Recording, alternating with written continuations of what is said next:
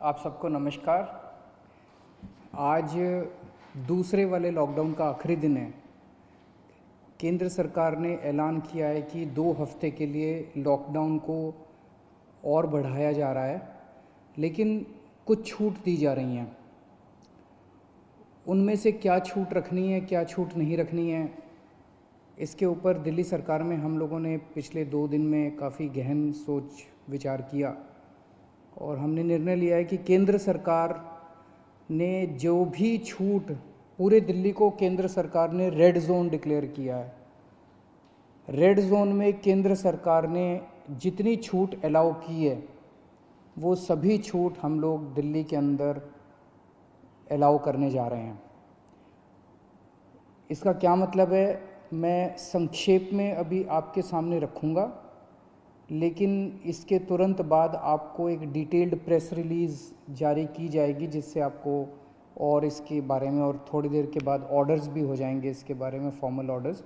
तो आपको पता चल जाएगा कि किस किस क्षेत्र में क्या क्या अलाउ किया जा रहा है। लेकिन एक रूपरेखा मैं आप सब लोगों के सामने रख देता हूँ। पहली चीज़ तो ये कि कल से सभी सरकारी दफ्तर खुलने जा रहे हैं। कई सारे सरकारी जो एसेंशियल सर्विसेज से डील करते हैं सरकारी दफ्तर, उन एसेंशियल सर्विसेज वाले सरकारी दफ्तर में 100% अटेंडेंस होगी। लेकिन दूसरे सरकारी दफ्तरों में जो एसेंशियल सर्विसेज से डील नहीं करते, वहाँ पे डिप्टी सेक्रेटरी लेवल तक, डिप्टी सेक्रेटरी एंड अबाव 100% आएंगे लोग, और उसके नीचे वाले स्टाफ में 33% स्टाफ आएगा। कल से दिल्ली के सारे प्राइवेट ऑफिसेज खोले जाएंगे, लेकिन प्राइवेट ऑफिसेज केवल 33% स्ट्रेंथ पे काम करेंगे।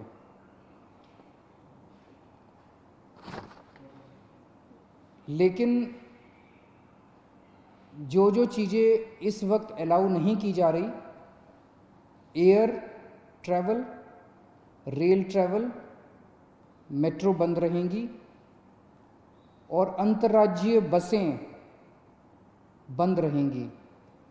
अंतर्राज्यीय बसें भी और विद इन दिल्ली भी, दिल्ली के अंदर भी बसें नहीं चलेंगी और एक स्टेट से दूसरे स्टेट की बसें भी नहीं चलेंगी। इस दौरान अगले 2 हफ्ते स्कूल बंद रहेंगे, कॉलेज बंद रहेंगे, जितनी भी शैक्षणिक शिक्षा से संबंधित संस्थाएं हैं वो सभी बंद रहेंगी। कोचिंग इंस्टीट्यूट्स बंद रहेंगे, सभी तरह के ट्रेनिंग इंस्टीट्यूट्स बंद रहेंगे। जो हॉस्पिटैलिटी सर्विसेज वाले हैं, सभी होटल रेस्टोरेंट बंद रहेंगे। और जो ऐसे स्थान हैं जहाँ पे ज़्यादा पब्लिक गैदरिंग होती है, जैसे cinema hall, mall, gymnasium, sports complex, ये सभी बंद रहेंगे। सोशल, पॉलिटिकल, कल्चरल या किसी भी तरह की अन्य गैदरिंग वो बंद है, वो अलाउ नहीं की जाएंगी।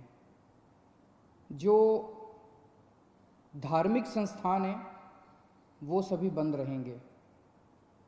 Cycle rickshaw, auto rickshaw, taxi, cab aggregators, ये सब बंद रहेंगे। नाई की दुकान, barber shops, spas and salons, ये भी बंद रहेंगे। शाम को 7 बजे से सुबह 7 बजे तक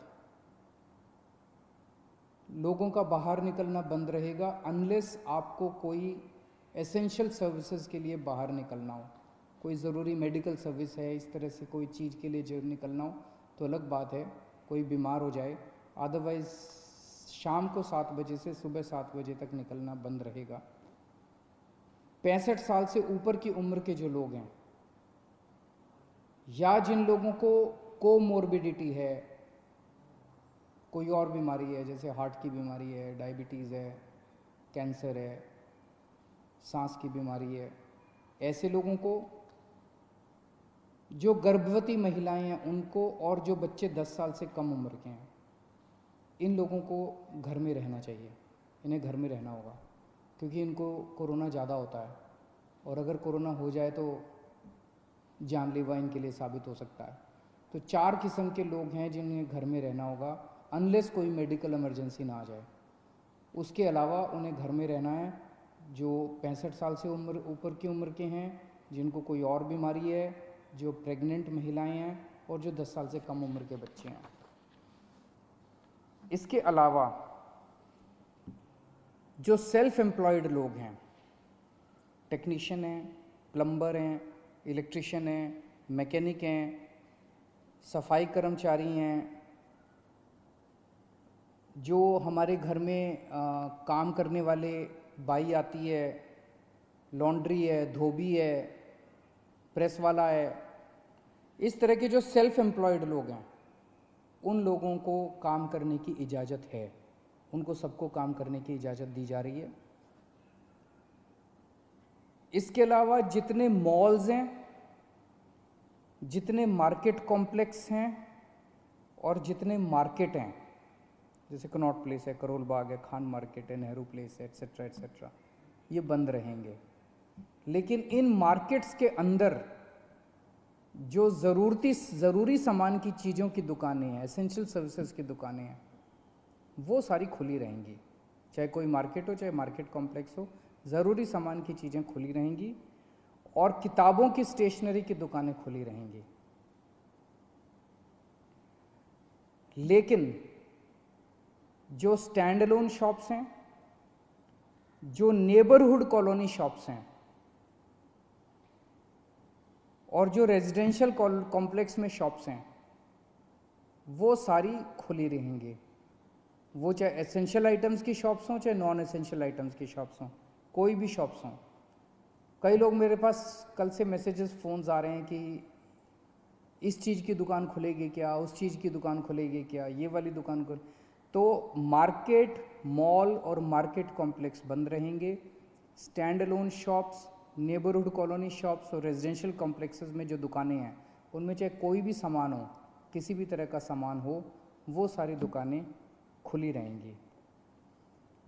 इसके अलावा प्रिंट एंड इलेक्ट्रॉनिक मीडिया खुला रहेगा।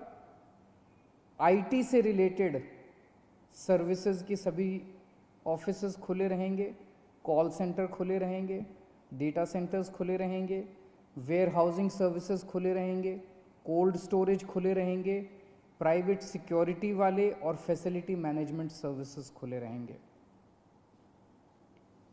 इसके अलावा सारे इंडस्ट्रियल एस्टेट खुले रहेंगे, जहाँ जहाँ एक्सेस कंट्रोल है।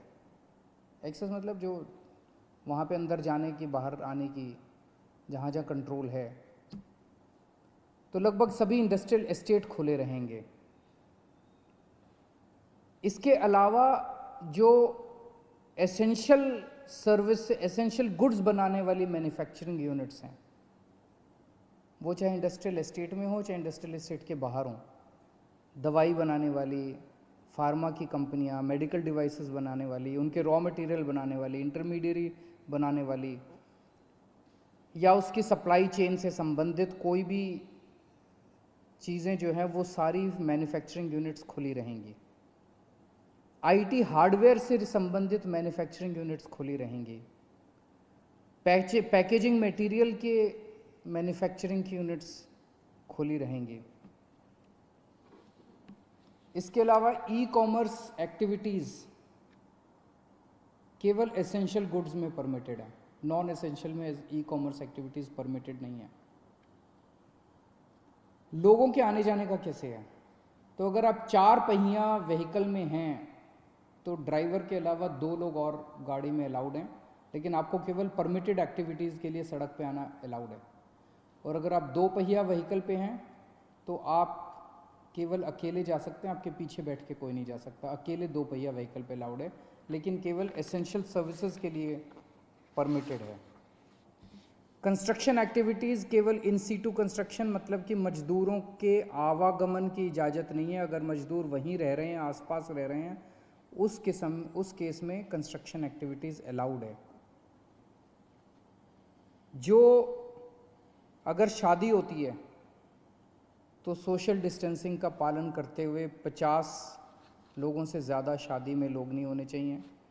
अगर कोई किसी की मौत हो जाती है तो उसमें 20 लोगों से ज़्यादा लास्ट राइट्स के लिए अलाउड नहीं है। पब्लिक प्लेसेस पे थूकना स्ट्रिक्टली मना है, उसके ऊपर सख्त कार्रवाई की जाएगी। सभी एग्रीकल्चरल एक्टिविटीज़ अलाउड है, sowing, harvesting, procurement, marketing, agriculture supply chain से रिलेटेड जितनी भी एक्टिविटीज़ हैं वो सभी अलाउड हैं। फाइनेंशियल सेक्टर से रिलेटेड जितनी एक्टिविटीज़ हैं वो सभी अलाउड हैं। Banks, non banking finance companies, insurance, capital market activities, credit cooperative societies, और जितना गुड्स कैरियर से संबंधित, सामान से संबंधित, यात्रियों का बसें वगैरह अलाउड नहीं है, ऑटो वगैरह अलाउड नहीं है, लेकिन अगर सामान का, गुड्स का ट्रैफिक जो है वो सारा परमिटेड है। इसकी डिटेल्ड प्रेस रिलीज़ अभी जारी कर दी जाएगी और डिटेल्ड ऑर्डर जारी कर दिया जाएगा, जिससे आपको और सारी जानकारी मिल जाएगी। मैंने मोटी मोटी रूपरेखा आप लोगों के समक्ष रखी है, लेकिन मेरा अपना ये मानना है कि लॉकडाउन लागू करना बहुत ज़रूरी था। केंद्र सरकार ने जो 24 मार्च को लॉकडाउन किया वो बहुत ज़रूरी था। उस वक्त अगर हम लॉकडाउन न करते तो देश के अंदर भयावह स्थिति हो सकती थी, क्योंकि उस टाइम देश कोरोना से डील करने के लिए तैयार नहीं था। उस वक्त हमारे पास पीपी किट्स नहीं थे, टेस्टिंग किट्स नहीं थे, कुछ भी नहीं थे, अस्पताल तैयार नहीं थे, लोग तैयार नहीं थे, सोशल डिस्टेंसिंग का आइडिया नहीं था लोगों को। अब 1.5 महीने के बाद, लगभग 1.5 महीना हो गया, 1.5 महीने के बाद मुझे लगता है कि हम लोग, कम से कम दिल्ली की मैं बात कर रहा हूँ, दिल्ली आज लॉकडाउन खोलने के लिए तैयार है। पूरे दिल्ली को रेड जोन में रखा गया है। अभी तक हमने जितनी भी केंद्र सरकार से गाइडलाइंस आई, अच्छी गाइडलाइंस आई, बहुत अच्छी गाइडलाइंस आई, हमने सबका पालन किया। लेकिन अब पूरे दिल्ली को रेड जोन में कर देने से 2 बड़ी समस्याएं पैदा हो। एक तो जनता को बहुत तकलीफ है, जनता के रोज़गार चले गए हैं, दुकानें बंद हैं, उससे व्यापारियों को बहुत ज़्यादा तकलीफ है, इंडस्ट्री बंद है, और बहुत सारी नौकरियां जा रही हैं, लोग दिल्ली छोड़ छोड़ के चले जाएंगे। अब इससे पूरी अर्थव्यवस्था गड़बड़ा गई है और बहुत ज़्यादा दिन हम इसको बर्दाश्त नहीं कर पाएंगे। और दूसरी तरफ जब सारी अर्थव्यवस्था बंद है तो सरकार का रेवेन्यू आना बंद हो गया है। तनख्वाहें कहाँ से देंगे, सरकारें कैसे चलेंगी, बिल्कुल बंद हो गया सरकार का रेवेन्यू आना। पिछले महीने, अप्रैल के महीने में हर साल 3,500 करोड़ का रेवेन्यू आया करता था, इस बार केवल 300 करोड़ का रेवेन्यू आया है। इससे तो तनख्वाहें नहीं दी जा सकती, सरकार कैसे चलेगी।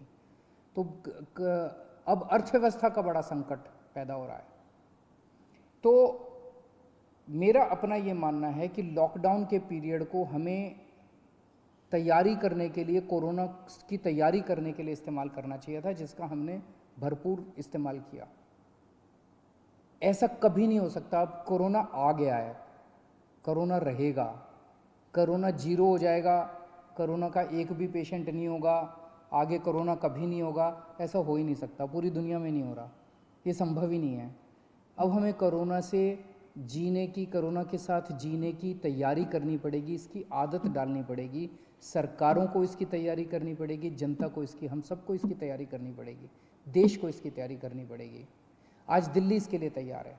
हमने पर्याप्त उपाय कर लिए हैं, पर्याप्त व्यवस्थाएं कर ली हैं, अस्पतालों का इंतजाम कर लिया है, किट्स का इंतजाम कर लिया, सारी व्यवस्थाएं कर ली हैं।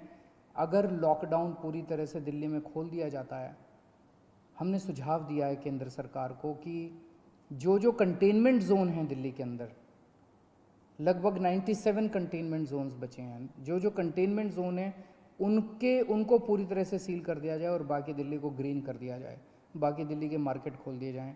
मार्केट में चाहे तो ऑड इवन कर दें, एक दिन ऑड दुकानें खुलेंगी, एक दिन इवन दुकानें खुलेंगी, लेकिन अब दिल्ली को खोलने का समय आ गया है, हम उसके लिए तैयार हैं। हम केंद्र सरकार से बात भी कर रहे हैं और हमें पूरी उम्मीद है कि जल्द दिल्ली के मार्केट भी खुलेंगे, अर्थव्यवस्था भी खुलेगी। ऐसा होने से थोड़े केस बढ़ेंगे, लेकिन जो केस बढ़ेंगे उससे निपटने के लिए हम तैयार हैं। हमारा इस वक्त सबसे बड़ा 2 मकसद हैं। पहला मकसद है कि किस तरह से दिल्ली के अंदर कोरोना से होने वाली डेथ्स को कम किया जाए, और हम अभी तक काफ़ी कम करने में सक्षम रहे हैं, सफल रहे हैं। और दूसरा है कि कोरोना को कैसे फैलने से रोका जाए। वो बहुत ज़्यादा टेस्ट कर रहे हैं हम लोग, ताकि हमें पता चल सके कौन बीमार है, उसको इलाज करें और उसको ठीक करके उसके घर भेजें।